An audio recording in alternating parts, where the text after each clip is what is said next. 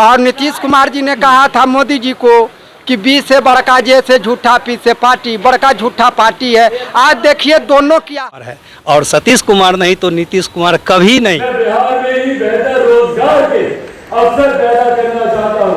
मैं बिहार में किसानों के हालात बेहतर करना चाहता हूँ। जो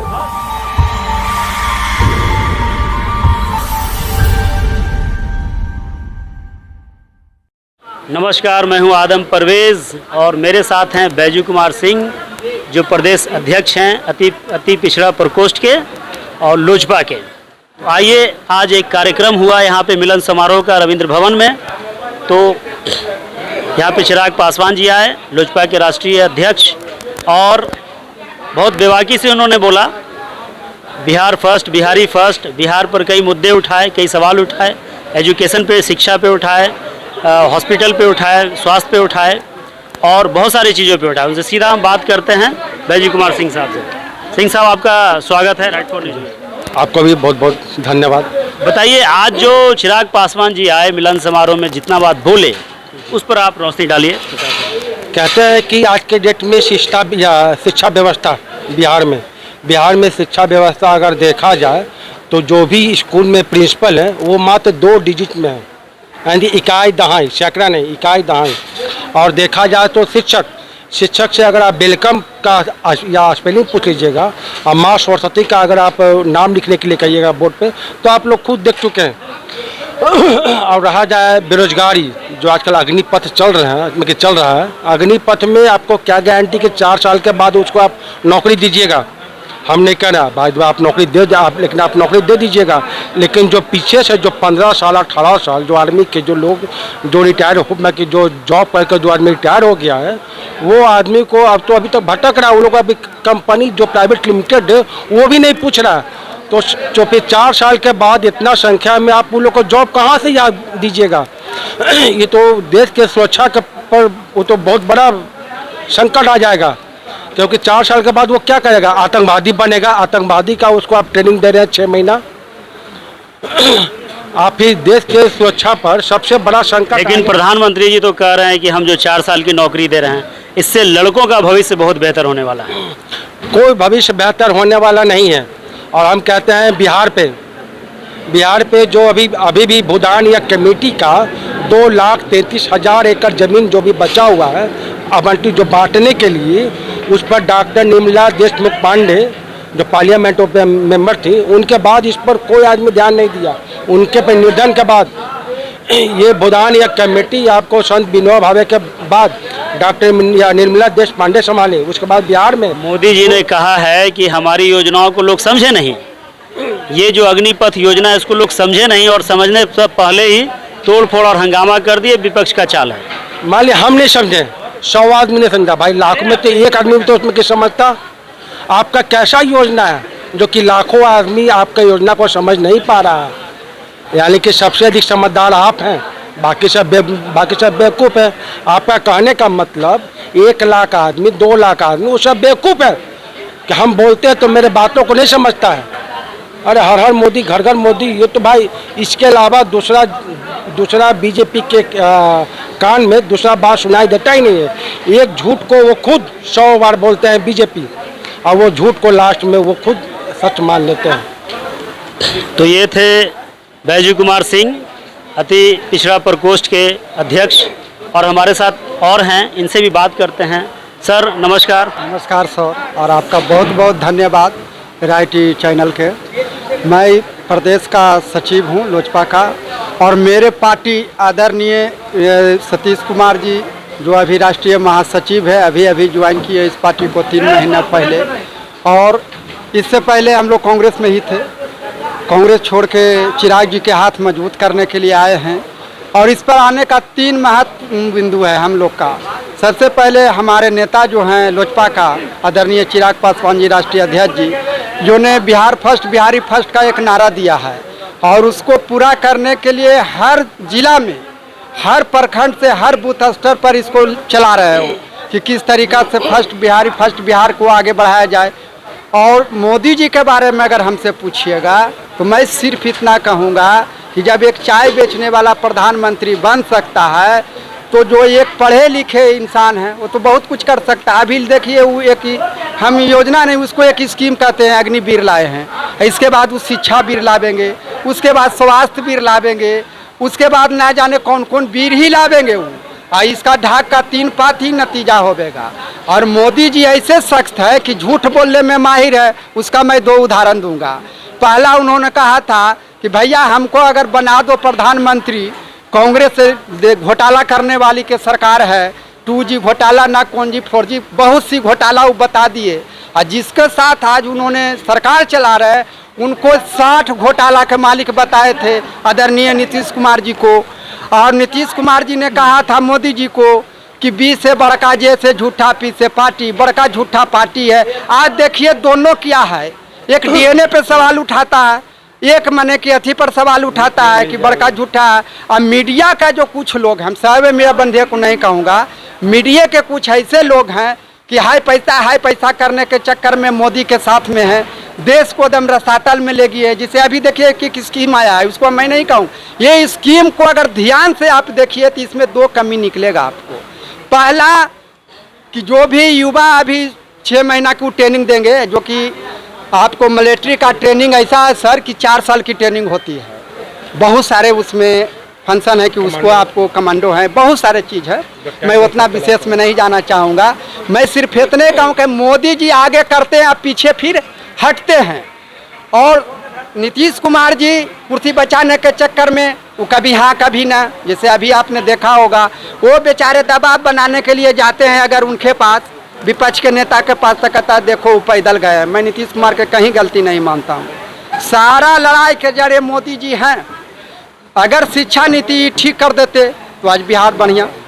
3 चीज़ अगर बिहार में ठीक करेंगे तो सरकार अच्छी चलेगी। नहीं चलेंगे तो फिर तो लोजपा है ही, उसका खंडन केतनो कर दे। आप अमृत को छोटा घड़ा में भी रख दीजिएगा, वो मृत्यु नहीं अमृत ही वरदान प्रदान करेगा। तो रही जो स्कीम लाए हैं ये हम लोग उसका सपोर्ट नहीं करते, बिल्कुल निराधार। तो कुछ लोग इस पर कहते हैं कि भाई राष्ट्रपति चुनाव में या सपोर्ट कर दिया है लोजपा, बिल्कुल नहीं। ये एक द्रौपदी मुर्मू को एक महिला के नाते सपोर्ट किया गया है, मेरे राष्ट्रीय अध्यक्ष जी ने किए हैं। और अग्निवीर जो है, इसके बाद शिक्षा वीर आएगा, शिक्षा वीर के बाद आएगा ना जान बहुत सारे ऐसा आएगा, स्वास्थ्य वीर आएगा। तो सर हम लोग को यही कहना है कि मोदी जी वही कानून लाते हैं, अब बाद में उनको समझ में आते हैं। पहले देखिए कृषि कानून लाए, कहे कि हमको कुछ तपस्या में कमी रह गया तो भाई इसको वापस ले लेते हैं। देखिएगा एक बात बताइए, बहुत बेबाकी से चिराग पासवान जी ने कहा बिहार फर्स्ट, बिहारी फर्स्ट, बिहार पर बहुत सवाल उठाए, मुख्यमंत्री जी को कई जगह पे वो घेरे हैं। इस पर आप बोलिए कि बिहार फर्स्ट, बिहारी फर्स्ट बोलने का क्या था? देखिए बिहार फर्स्ट, बिहारी फर्स्ट के कहने का है, देखिए बिहार का आज हर नौजवान बेरोजगार है जो कि बाहर जाता है रोजगार के चक्कर में, इसलिए उसने कहा है बिहारी फर्स्ट कि उसको कैसे संभाला जाए। बिहार फर्स्ट नीचे से देखिए हर पौधान पर बिहार फर्स्ट है, तो ऐसा काम नहीं चलेगा। उनको कथनी करने में बहुत अंतर है सुशासन बाबू को। तो इसलिए हमारे नेता ने कहा है कि बिहार फर्स्ट, बिहारी फर्स्ट। इसका 2 अर्थ है सर जी। अगर बिहार को फर्स्ट करना है तो ऊपर से कीजिएगा ना, तो यहाँ फिसड्डी सबसे नीचे से। तो मेरे नेता जो कहे हैं कि बिहार फर्स्ट, बिहारी फर्स्ट, उसका एक ही मतलब है कि आप रोजगार उपलब्ध कराइए, शिक्षा नीति अच्छा कीजिए, स्वास्थ्य को अच्छा कीजिए, रोजगार बढ़ाइए, तो निश्चित तौर पर है कि बिहार फर्स्ट या बिहारी फर्स्ट होगा। अभी एगो बहुत बढ़िया बात बोले थे कि दिल्ली या मुंबई के लोग बिहार कमाने के लिए नहीं आते हैं। दिल्ली मुंबई से लोग बिहार नहीं आते कमाने के लिए, बल्कि बिहार से दिल्ली, मुंबई या गुजरात जाते हैं। अगर दिल्ली से चला है, मुंबई से चला है, तो आज के डेट में ये मुंबई ठप हो जाएगा और दिल्ली बंद हो जाएगी। तो भाई बिहार तो फिर बिहार शुरू से पीछे था और पीछे है, और आगे भाई मुख्यमंत्री समझे के ऊपर क्या कर रहे हैं बिहारी के लिए। आप अपना नाम बताइए। मेरा नाम संजय कुमार सिन्हा हुआ सर। संजय कुमार सिन्हा साहब ने और बहुत बेबाकी से अपनी बातों को रखा राइट फॉर न्यूज़ के सामने, और बिहार फर्स्ट, बिहारी फर्स्ट को भी समझाया।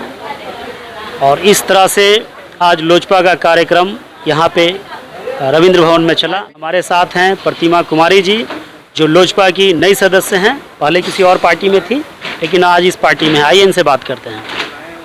दीदी नमस्कार। जी नमस्कार। दीदी बताइए आज के पूरे कार्यक्रम के बारे में, जो माननीय चिराग पासवान जी ने बोला, मिलन समारोह था, आप सब यहाँ पर आए, इस पर पूरा विभाग से बताइए। जी हम लोग सबसे पहले चिराग पासवान जी को धन्यवाद करते हैं और राम विलास जी को नेतृत्व में हम लोग बहुत उनके अच्छा नेता मानते थे, क्योंकि हम लोग बिहार के लोगों को और दबे कुचले लोगों को वो नेता थे, और उसी के नक्शे कदम पर आज चिराग पासवान जी चल रहे हैं। और हम अभी वीआईपी पार्टी में थे, तो वीआईपी पार्टी से हम आ गए हैं लोजपा में आ गए हैं चिराग पासवान जी के साथ। और चिराग पासवान जी के विचारधारा को हम लोग बहुत अच्छा समझ करके आए हैं, ताकि हम लोग उनके विचारधारा को लेकर के चले। और दबे कुचले के नेता हैं, और शिक्षा से संबंधित, बेरोजगारी से संबंधित जो भी समस्या है, ये चिराग पासवान जी हर समय तत्पर रहते हैं। हमारे नेता प्रतिपक्ष की लोगों को अपने मुद्दा को उठाते रहते हैं, उछालते रहते हैं, ताकि ये मतलब कि हमारे दलित समुदाय को, लोगों को शोषण ना हो। गरीब के नेता चिराग पासवान जी का आप महिला लोग मिलकर उनके हाथ को मजबूत करने के लिए बिल्कुल हम अब निर्णय ले लिए हैं और शपथ खाते हैं कि हम लोग अब चाहे चिराग पासवान जी उठे या किसी भी परिस्थिति में हो, हम लोग चिराग पासवान जी के साथ हैं, उनके साथ हैं। इधर उधर अब नहीं जाएंगे, अब कहीं नहीं जाएंगे इधर उधर, एकदम हम लोग का वचन है, अब हम लोग इधर उधर नहीं जाएंगे। वचन लेने का क्या कारण है? वचन लेने का कारण है कि समाज को कल्याण के लिए नेता प्रतिपक्ष चिराग पासवान हम लोगों के बहुत अच्छे नेता हैं, अच्छे लीडर, नवयुवक हैं, और अच्छे मुख्यमंत्री के तौर पर हम लोग देखना चाहते हैं। तो दीदी का कहना है कि चिराग पासवान जी बहुत अच्छे नेता हैं, बेबाकी से बोलते हैं, गरीबों के बारे में सोचते हैं, शोषितों के बारे में, वंचितों के बारे में, अल्पसंख्यकों के बारे में, दबे कुचले लोगों के समाज के बारे में सोचते हैं, और इनका ये मानना है कि भविष्य में उनको मुख्यमंत्री बनते देखना चाहते हैं। अशोक कुमार राय जो सहरसा से चल कर आए हैं लोजपा पार्टी में, और लोजपा पार्टी में ये एक सक्रिय कार्यकर्ता हैं, एक नेता हैं। लोजपा को आगे बढ़ाना इनका मकसद है, दृढ़ संकल्प है, और इतने दूर से ये चल कर आए हैं सिर्फ आज के आयोजन को देखने के लिए और समझने के लिए। आइए अशोक कुमार राय जी से मैं सीधा बात करता हूँ। अशोक कुमार जी नमस्कार। जी नमस्ते। बताइए अशोक कुमार जी, आज आप आए, लोजपा का कार्यक्रम हुआ, मिलन समारोह हुआ, चिराग पासवान जी को सुने, देखे, समझे, इन सभी चीज़ों पर, सभी संदर्भ पर आप अपना रोशनी डालिए, प्रकाश डालिए। सर, हम सतीश बाबू के साथ सबसे पहले से जुड़े हुए थे, समता पार्टी के समय से हैं। जो नीतीश कुमार को दम नहीं था लालू प्रसाद को गट्टा पकड़ने का, लेकिन सतीश बाबू बोले जो विधानसभा से जाने से रोकेंगे लालू प्रसाद को, और कोयरी कुर्मी का संगठन करके कुर्मी चेतना रैली करके और ताकत दिखा दिया पूरे बिहार को, और उसी का उपज नीतीश कुमार है। और सतीश कुमार नहीं तो नीतीश कुमार कभी नहीं। वाह, तो ब्रेकिंग न्यूज़ है, ये तो बहुत बड़ी बात है। सतीश कुमार जी नहीं तो नीतीश कुमार जी नहीं। और सुनना चाहेंगे इसे, और बोलिए कुछ। उसके बाद से अब ये कहेंगे जो भाई अब समाज के लिए जो शिक्षा के जो जंगल राज ख़त्म करने के बाद नीतीश कुमार को लाया गया था, जो अब जंगल राज है, अब इससे बढ़िया बेहतर के लिए नीतीश कुमार को लाना है। और नीतीश कुमार आए तो घूसखोरी बढ़ गया, जन्म प्रमाण पत्र से लेकर के मृत्यु प्रमाण पत्र तक घूस देना पड़ता है, बिना घूस का कोई काम नहीं होता है। शिक्षा की व्यवस्था बहुत बड़ी आरोप लगा रहे हैं प्रदेश में कि निचले स्तर से घूस का काम जो है, करप्शन का काम जो है जारी है, वो बंद नहीं है। एक छोटा सा प्रमाण पत्र बनाने के लिए भी घूस देना पड़ता है, और ये एक बहुत बड़ा बिहार के लिए आरोप है। शिक्षा व्यवस्था चौपट है, मास्टर की बहाली को रोके हुआ है, और अभी तक जो शिक्षा है, आंगनबाड़ी है, आंगनबाड़ी में 2000 रुपया ले करके सभी आदमी को खुलेआम आपने शिकायत कीजिएगा। आंगनबाड़ी में जो परीक्षा नहीं है या पढ़ाई नहीं है तो वहाँ पैसा दे करके आपका आवेदन ऐसे रहता, कोई शिकायत लेने वाला नहीं है। क्या ऐसा सहरसा जिला में होता है? जी ऐसा होता है, हम दिखाएंगे, सबको प्रूफ करवाएंगे। अच्छा बताइए, आपने बताया कि एक छोटा सा प्रमाण पत्र बनाने के लिए भी पैसा लगता है, क्या आप लोगों के साथ ऐसा हुआ है? जी सब जगह होता है, हम लोग तो नहीं बनाए हैं, जरूरी नहीं पड़ा हमको, लेकिन और लोग जो जाता है बनाने के लिए वो सब बोलता है जो हमको 2000 लगा, 500 लगा, 200 लगा, इस तरह से। इंदिरा आवास में 10,000 रुपया लेगा तो आपकी आवेदन लेगा स्वीकृत करने के लिए, फिर आकर के जब किस्त उठेगा फिर उसमें से लेगा। लेकिन नीतीश कुमार जी का तो कहना है कि हम करप्शन मुक्त सरकार चलाते हैं, कहीं पर कोई घुसखोरी का नाम नहीं है, अगर कोई घुसखोर पकड़ा गया तो हम उसे कड़ी से कड़ी सजा देते हैं। जी कड़ी से कड़ी सजा देंगे, पकड़ाएंगे कहाँ से? अफसरें तो भ्रष्ट हैं, और शिकायत जो हम करेंगे तो फिर हम ही लोग के ऊपर तो केस हो जाएगा, तो फिर कहाँ से शिकायत करेंगे? वो डर से लोग शिकायत नहीं करता है। बिहार की शिक्षा व्यवस्था पर बताइए। शिक्षा व्यवस्था एकदम चौपट है, इससे बढ़िया चौपट कहीं नहीं है। एक नंबर राज है ये बिहार चौपट में, चौपट की स्थिति में। अच्छा, सहरसा जिला में स्वास्थ्य की कैसी सुविधा है? वहाँ पे हॉस्पिटल, सरकारी हॉस्पिटलों में क्या सुविधा है, प्राइवेट में क्या सुविधा है, बताइए। जी कोसी इलाका, सहरसा, मधेपुरा, सुपौल, पूर्णिया, किशनगंज, ये सब कोसी इलाका बाढ़ है।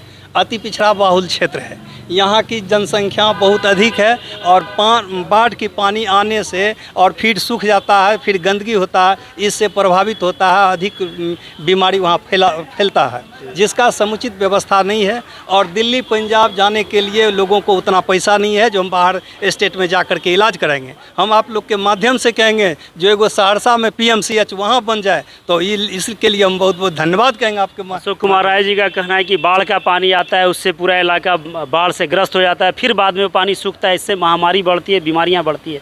एक बड़ा हॉस्पिटल हो, PMCH के टाइप का एक बड़ा हॉस्पिटल, इनकी ये मांग है कि एक बड़ी हॉस्पिटल हो और वहाँ पर भी शिक्षा व्यवस्था बेहतर हो सके। मैं आदम परवेज़, पटना से।